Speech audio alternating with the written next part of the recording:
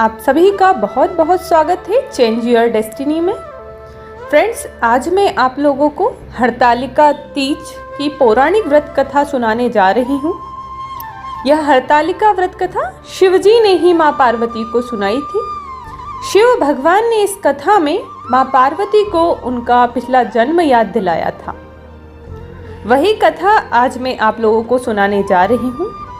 शिवजी कहते हैं, हे गौरा, पिछले जन्म में तुमने मुझे पाने के लिए बहुत छोटी उम्र में कठोर तप और घोर तपस्या की थी। तुमने ना तो कुछ खाया और ना ही पिया, बस हवा और सूखे पत्ते चबाए। जला देने वाली गर्मी हो या कपा देने वाली ठंड, तुम हटी नहीं, डटी रही। बारिश में भी तुमने जल नहीं पिया। तुम्हें इस हालत में देखकर तुम्हारे पिता दुखी थे। उनको दुखी देखकर नारद मुनि आए और कहा कि मैं भगवान विष्णु के भेजने पर यहाँ आया हूँ। वह आपकी कन्या से विवाह करना चाहते हैं। इस बारे में मैं आपकी राय जानना चाहता हूँ। नारद जी की बात सुनकर आपके पिता बोले, अगर भगवान विष्णु यह चाहते हैं तो उन्हें कोई आपत्ति नहीं, परंतु जब तुम्हें इस विवाह के बारे में पता चला तो तुम दुखी हो गई। तुम्हारी एक सहेली ने तुम्हारे दुख का कारण पूछा तो तुमने कहा कि मैंने सच्चे मन से भगवान शिव का वरण किया है, किंतु मेरे पिता ने मेरा विवाह विष्णु जी के साथ तय कर दिया है। मैं विचित्र धर्म संकट में हूँ। अब मेरे पास प्राण त्याग देने के अलावा कोई और उपाय नहीं बचा। तुम्हारी सखी बहुत ही समझदार थी। उसने कहा, प्राण छोड़ने का यह कारण ही क्या है? संकट है, समय धैर्य से काम लेना चाहिए।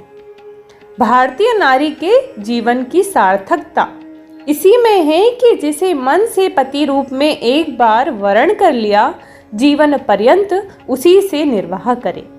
मैं तुम्हें घनघोर वन में ले चलती हूँ, जो साधना स्थल भी है और जहाँ तुम्हारे पिता तुम्हें खोज भी नहीं पाएंगे। मुझे पूर्ण विश्वास है कि ईश्वर अवश्य ही तुम्हारी सहायता करेंगे।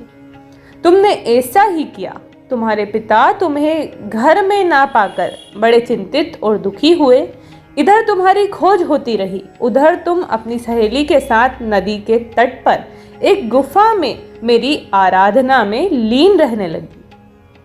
तुमने रेत के शिवलिंग का निर्माण किया।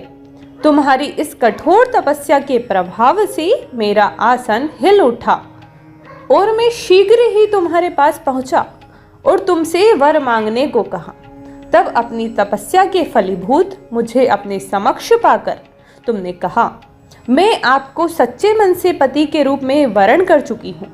यदि आप सचमुच मेरी तपस्या से प्रसन्न होकर यहाँ पधारे हैं तो मुझे अपनी अर्धांगिनी के रूप में स्वीकार कर लीजिए। तब तथास्तु कहकर मैं कैलाश पर्वत पर लौट गया। उसी समय गिरिराज अपने बंधु बांधवों के साथ तुम्हें खोजते हुए वहां पहुंचे। तुमने सारा वृतांत बताया और कहा कि मैं घर तभी जाऊंगी अगर आप महादेव से मेरा विवाह करेंगे। तुम्हारे पिता मान गए और उन्होंने हमारा विवाह करवाया। इस व्रत का महत्व यह है कि मैं इस व्रत को पूर्ण निष्ठा से करने वाली प्रत्येक स्त्री को मनवांछित फल देता हूँ। इस पूरे प्रकरण में तुम्हारी सखी ने तुम्हारा हरण किया था, इसलिए इस व्रत का नाम हरतालिका व्रत हो गया।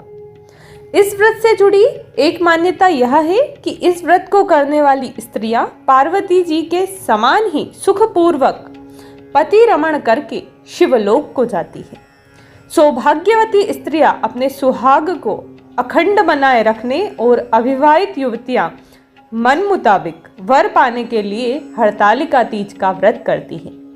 इस दिन व्रत करने वाली स्त्रियां सूर्योदय से पूर्व ही उठ जाती हैं और नहाकर पूरा श्रृंगार करती हैं। पूजन के लिए केले के पत्तों से मंडप बनाकर गौरी शंकर की प्रतिमा स्थापित की जाती है। इसके साथ पार्वती जी को सुहाग का सारा सामान चढ़ाया जाता है। रात में भजन कीर्तन करते हुए जागरण कर 3 बार आरती की जाती है और शिव पार्वती विवाह की कथा सुनी जाती है।